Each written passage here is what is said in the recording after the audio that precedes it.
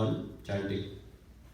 But still, if you see, many of his disciples, or rather all of his disciples and grand disciples and great grand disciples, they always, if you want to control your mind, they always sat in one place, in a silent place, preferably in a silent place, and they did their daily fixed number of japa. Why would they do that?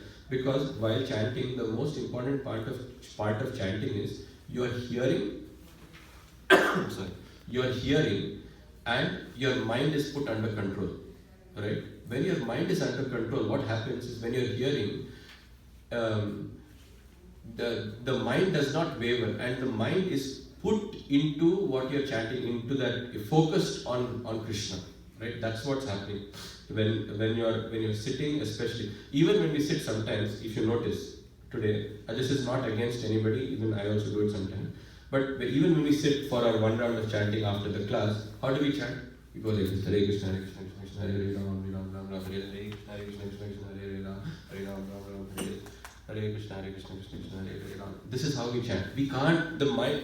It is so hard to put the mind under control. You try to keep your body still. Forget even controlling the mind. Can you keep your body still? That also becomes very hard, right? So, though there are no rules and regulations against how we must chant, but if you try to control your mind while chanting, and how to control your mind while chanting? How does one control mind while chanting? Prabhu, how does one control? By being in that place. No, now you are in the temple, right? Now after class we are going to have one round of chanting. My simple question, not to sleep everybody, is how would you control your mind while chanting?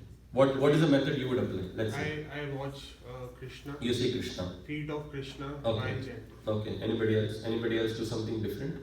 Listen to what we are chanting. Okay. And be focused. And anybody else? Any other innovative ideas? Chant loudly and pay attention to every syllable. Anybody else? Hear. Any other innovation? Dhruv, you're saying something? Sit straight. Sit straight. On the chair? Yeah. Okay. Anything else? See, what Srila Prabhupada recommends is, he recommends only one thing. Very simple. Many times he's not even said sit straight. If you listen to his chanting, in one of the chantings, he will say, sit properly. If they be chanting Hare Krishna, Hare Krishna, sit properly, and suddenly the disciple will sit properly. Because he's probably doing something else. So, he says simply, here, when you chant, just here, that's all. You don't have to do anything else, right? Preferably close your eyes. But here, the second you start paying your attention, the whole mind gets focused on that chanting. It cannot go anywhere. Because you cannot chant here and think of something else. That's not possible. If you're thinking of something else, that means you're not hearing. Right? Oh no, Prabhu, I was hearing. No, you are not hearing. It's very simple. Either you're hearing or you're not hearing. You cannot hear and think. Luckily, that one thing you cannot multitask. If you could multitask there also, then there is no question of paying attention or concentration, right? So, yes, Prabhu, you can definitely look at the lotus feet of Krishna. That is not wrong, right? It is not wrong. You can do. But somewhere it is little difficult to continuously see the lotus feet and also hear. Because when you are seeing, then automatically there is some thinking involved, right? So sometimes what devotees do is that they will also see, but what they will print one poster of Hare Krishna Mahamantra and stick it on the wall, and they'll keep reading that. Reading means they'll keep looking at that Hare Krishna. So when they're chanting, they're literally going through those lines, right? So they're seeing Hare Krishna Mahamantra, they're hearing Hare Krishna Mahamantra, so then there is no question of them deviating anywhere, correct? Because the second when you start seeing, then Bhagavad Gita in chapter 2 says what? Dhyayato Vishayan Pumsa, right? You are seeing with the holes of the eye, but actually the eyes are not seeing. The mind is seeing through the eyes.